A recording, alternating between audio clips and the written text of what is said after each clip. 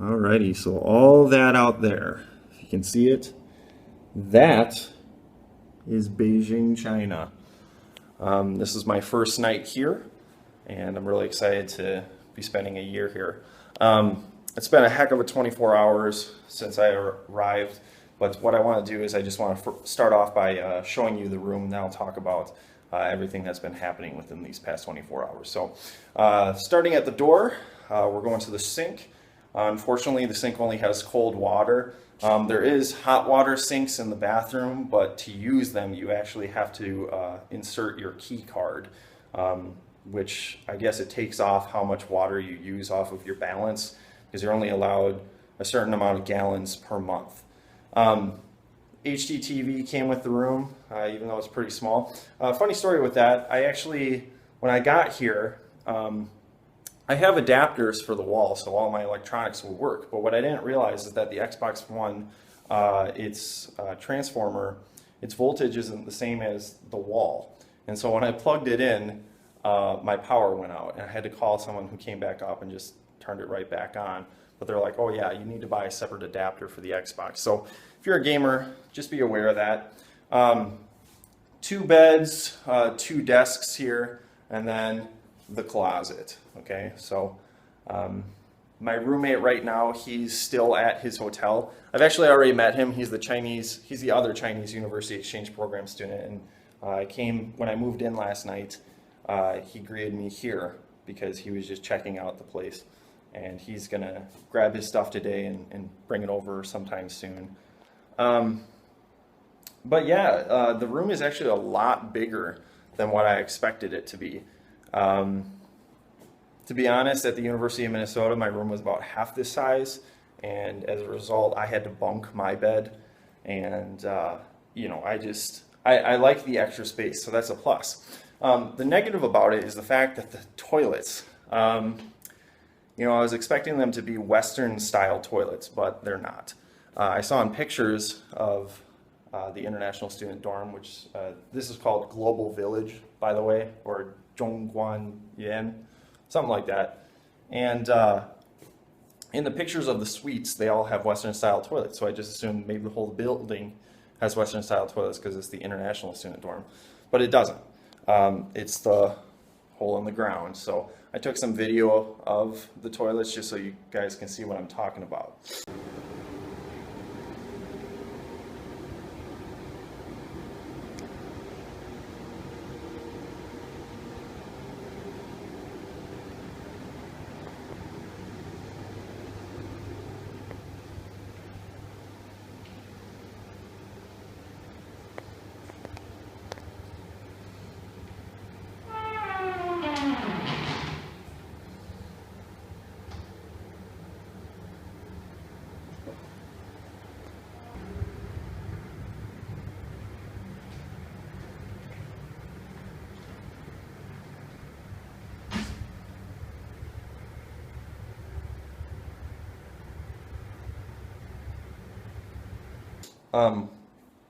But a lot of people, myself included, are really afraid when they get here that they're not going to be able to use those toilets. The thing is naturally, humans are more or less designed to use the bathroom in the way that the Chinese do it. And actually, people sometimes argue from foreign countries who do it the same way as the Chinese that it's dirtier to sit down on a seat because you're sitting down on something that other people have sat on. And that's why it's actually common when you do find Western toilets here, the Chinese will actually stand on top of them and go to the bathroom that way as opposed to sitting on them because they think it's gross sitting on the same seat as someone else who's using the bathroom. So yeah, for me, it actually wasn't really all that hard the first time I used it. It seemed pretty natural, and I'm not going to go into any more details about that, but so what else? Basically, a lot has happened. To name a few things, when I got to the airport, my luggage was too heavy. So thank God my parents were with me, and there was a mall nearby that we actually went and bought a brand new suitcase, and we mangled up all the nicely packed stuff that I had in my bags and redistributed it so then it would weigh in correctly among 4 bags as opposed to 3. When I got on the airplane, I was really surprised that the attendants spoke really great English on top of Chinese. Actually, since I've been here, I've walked around campus a few times this morning, and people were coming up to me asking me questions in English. There's a cell phone provider downstairs right now that I'm waiting for them to set up their tent so I can go and hopefully get a SIM card from them.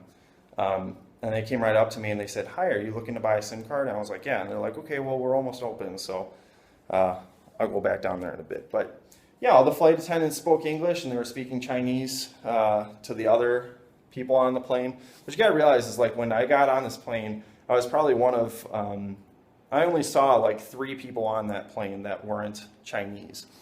And so it was just weird that they were able to speak with, such fluidity when they're using their English, and I was able to order and everything, and they were explaining everything that was in all the dishes and stuff. The plane food, it was all right. I guess I'm just not used to Chinese food yet because they gave me like fish and stuff on the plane, and I didn't really want spicy fish while I'm on an airplane. So, what I found really, really interesting, and I know my dad will appreciate this, but when I got on the plane, there were all these movies that you could select from on the little screen in front of your seat. And I was really surprised that of all these movies that were on this list, okay, there was a whole bunch of Chinese movies, some European ones, TV shows that were being shot in China.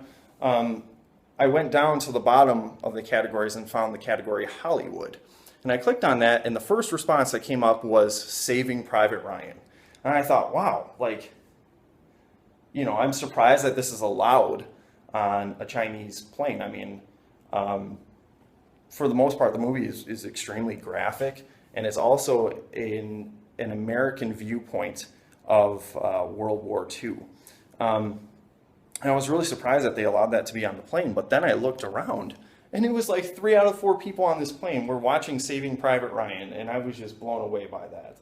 I think it may have something to do with the fact that this week is the 70th anniversary of when China entered World War II. As a matter of fact, right now they have a whole bunch of celebrations going on. So that's why the air is a little bit cleaner and you can actually see those buildings out there. It is a little bit foggy with pollution, but usually you wouldn't even be able to see like the building across the street kind of a thing. So it's actually pretty good today.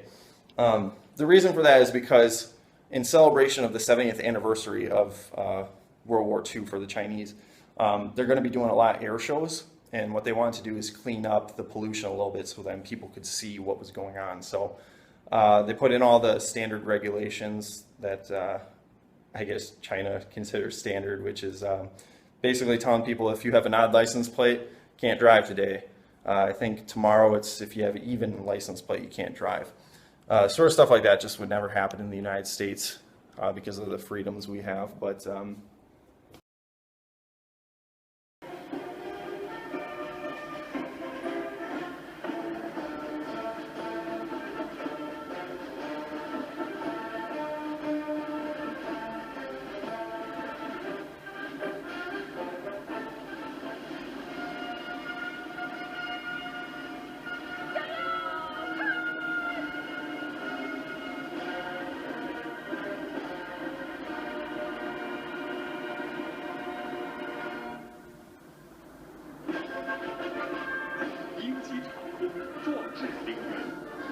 11时25分，由陆海空3军航空兵编成的9个。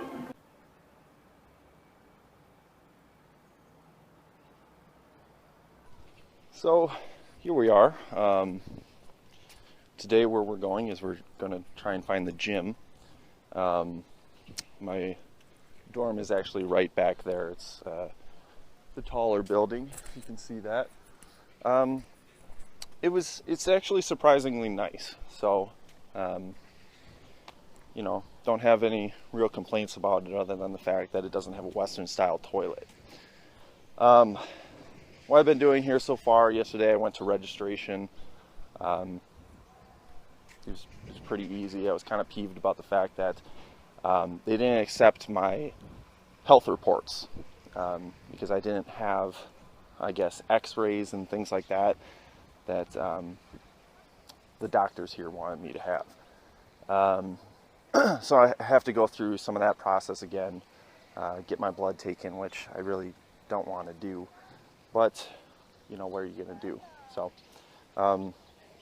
last night I went out with some other foreign students. We went out with an Indonesian guy and a German. My roommate is Mexican. There was 2 Russians, a couple of Australians, and you know, there's probably some other countries in there I'm forgetting, but yeah, everyone here has been really, really nice to me. I love the beer. It's really cheap. And actually, I was surprised that there's American restaurants here. We went someplace and we got pizza and burgers, so that was pretty cool. But yeah, seems like it'll be a fun time here. You can see out there, it's that building. It says sports gymnasium, so we're gonna go out there and see if that's where it is.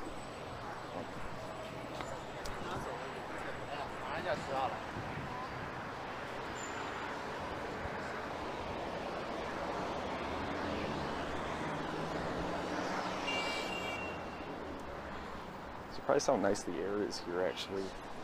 So I did some things to try and clean up the air, including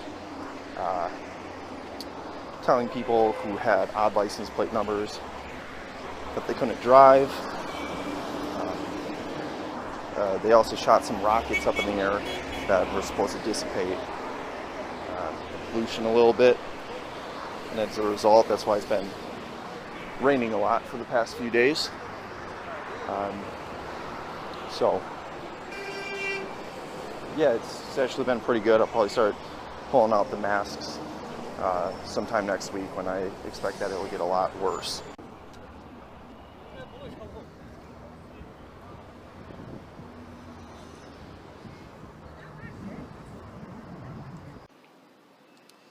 Okay, so here we are, we're at the gym. To get to the gym, you actually have to go around the right side of the building that I pointed out. Because it seems like if you go through the main entrance, that's the way to get to the big auditorium or something. I haven't been in there, but it's all blocked off, so I'm assuming that's not where you want to go. So I came around to the side here, and it seems like this is the entrance, so we're going to walk in here and see what's going on.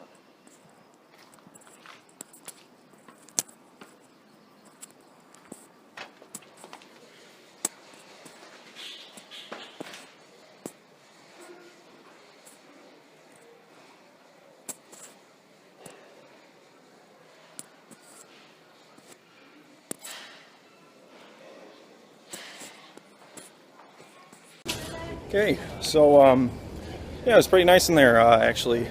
It was a little small, but it had all the weights that, you know, you would ever need, so it wasn't too bad.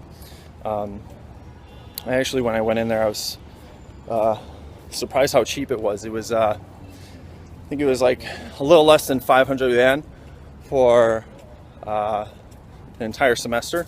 You could buy a year for a little bit less, but I didn't want to do that just in case I didn't, you know, have enough money or I ran out. So I just bought one semester's worth. They had a little shop in there, so I bought a apple, and yeah, so we're gonna head home now. I guess I'll be able to tell all the other Europeans and Westerners where the gym is. So yeah.